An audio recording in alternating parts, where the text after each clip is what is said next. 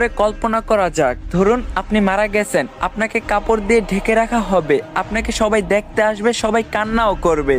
আর কয়জন মানুষ খুবই তাড়াতাড়ি করে কবর খুঁড়তে শুরু করবে আপনাকে কবরে রেখে আসার জন্য। আর কেউ বাজারে যাবে আপনার জন্য সাদা কাপড় কিনে আনতে। আর অন্যদিকে কেউ পানি গরম করতে ব্যস্ত আপনাকে শেষ গোসল করানোর জন্য।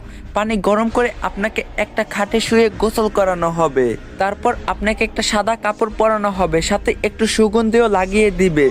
আর ওইদিকে কবরও তৈরি হয়ে গেছে। এবার আপনাকে নিয়ে যাওয়া হবে জানাজার নামাজের জন্য। নামাজ শেষে এবার কয়েকজন মানুষ আপনার খাটটা কাঁধে তুলে নিয়ে যাবে আপনার আসল গন্তব্যের দিকে। কবরে নিয়ে গিয়ে দুইজন মানুষ আপনার কবরে নেমে আপনাকে খুবই আস্তে করে কবরে শুইয়ে দিবে। সাদা কাফনে মোড়ানো আপনার লাশের বাঁধন খুলে দিবে আর আপনার মুখটা বের করে দিবে। তারপর তারা উঠে আসবে আপনাকে একা রেখে।